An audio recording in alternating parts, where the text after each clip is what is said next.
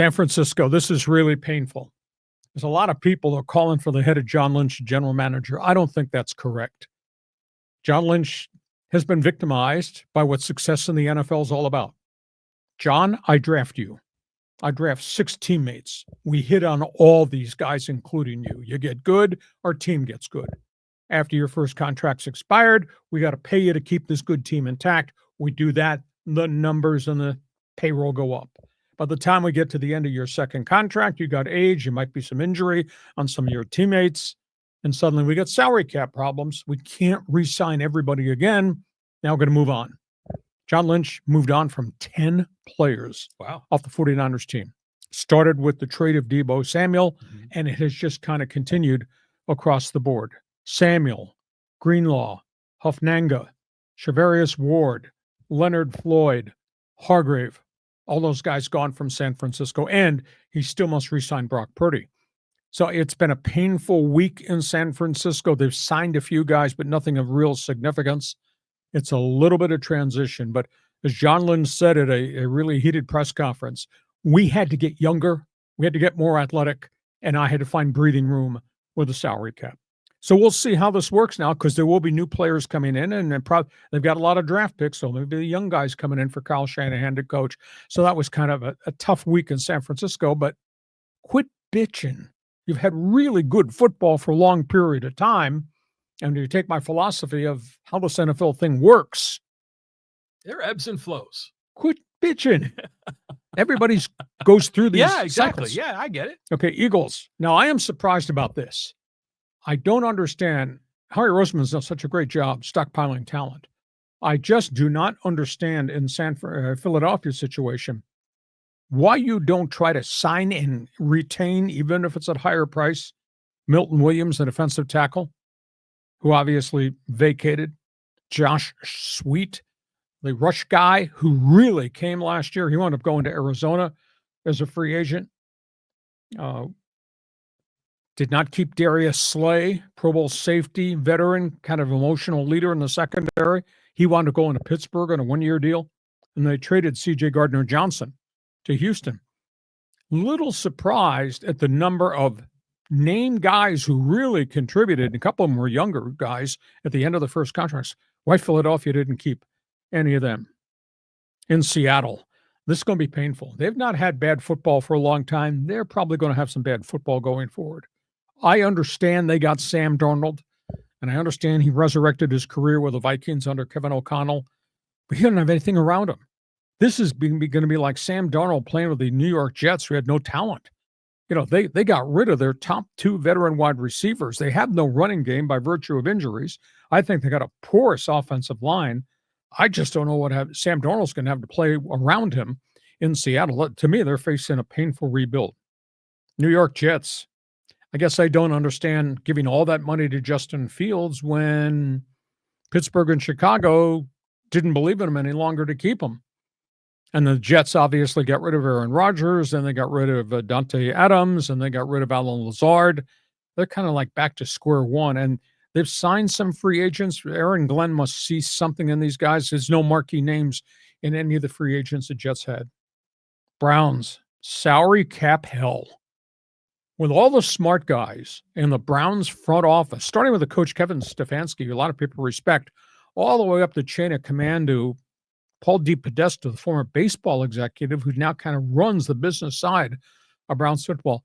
How you could just keep doing what you're doing with the salary cap and keep pushing things down road and creating more monster salary cap problems for you. But they got this mess with Deshaun Watson, and now they had to restructure the contract, and they had to bribe Myles Garrett to stay there. They didn't sign anybody of note. They're a mess in the offensive line, and they got all these supposed smart guys in the Browns organization. Just a freaking disaster.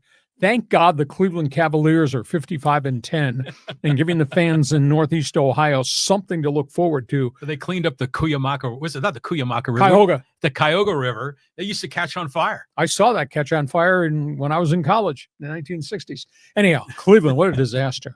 And then Jacksonville, new broom sweeps claim. So they bring in all these new people to run the Jacksonville Jaguars. They sign 9 free agents right out of the gate in about a day and a half. They were as active as Vrabel was up in New England. They signed 9 free agents. Not one of them is a difference maker.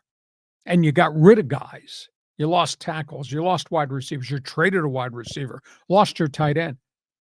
You got 9 guys who don't make a difference, and you got Trevor Lawrence has to be the quarterback of a roster now that doesn't have what it had before, at least on the offensive side of football. So those are the ones that, John, I didn't think did very well the first week of NFL free agency.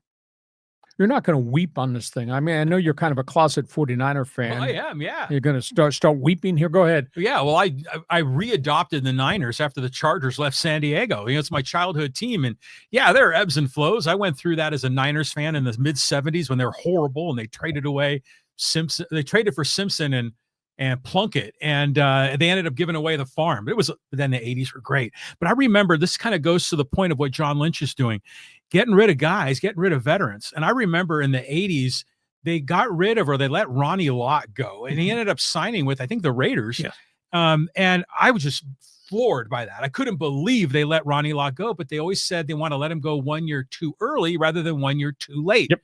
So I think that's what's happening here. That's what's going on in San Francisco. And as you'd say, ebbs and flows. It's just the reality of what the NFL business is. If you hit on players and they get really good, got to pay them when a second contract comes up. But then you get all these stars that are mounting together.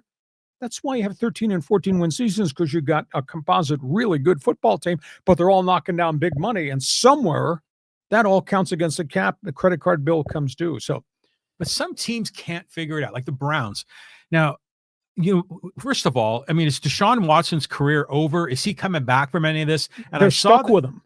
Well, yeah, they are stuck with him. And I saw that DTR got traded for some other backup quarterback. What's the quarterback breakdown in Cleveland? Kelly Pickett. That's the one. Came from Philadelphia. Now, he had been in Pittsburgh. So he gets traded for Dorian Thompson-Robinson, the backup, who goes to the Eagles. I don't know if Pickett envisions himself as a starting quarterback, but his track record's not been real good, real strong, real difference maker. So he's the quarterback du jour right now. Yeah, but yeah, he's a backup. He's just a guy. Yeah, but Deshaun Watson is the guy. He's going to start, right? No, he can't play this year because of the Achilles tendon rupture. That's right. I'm so distracted by all of his other off-the-field problems. What a mess that is. And they've renegotiated him 3 times. And that's go back to my comment. You got Paul DePodesta and all these smart guys in Cleveland. How the hell could you have a player that you keep pushing the contract back? He's got a cap figure now in $92 million. You can't cut him. And you have to pay him. They owe him 2 more years. Well, wasn't Paul DePodesta like part of the whole Moneyball thing with the A's back A's, and he was here with the Padres, and he was with the Dodgers. Yeah. And then he went to the NFL, and Cleveland, they are capped out till kingdom come. Really? Oh, what a disaster. Yeah, exactly. And then they got the whole Myles Garrett thing, and I hate this. I'm not going to stay and rebuild. Trade me right now. And then they throw $40 million in front. Okay, I'll stay. Money, man. Take the money. I'll stay and suffer. Jeez. Okay, that's all things National Football League. I have done my job as the voice of the Chargers and the Seahawks, and I cover the National Football League every day.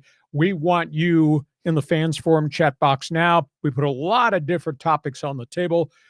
We're going to go to your comments when we're done. So I'm looking for football fans, new people. Jump on board. Identify yourself as a first-timer.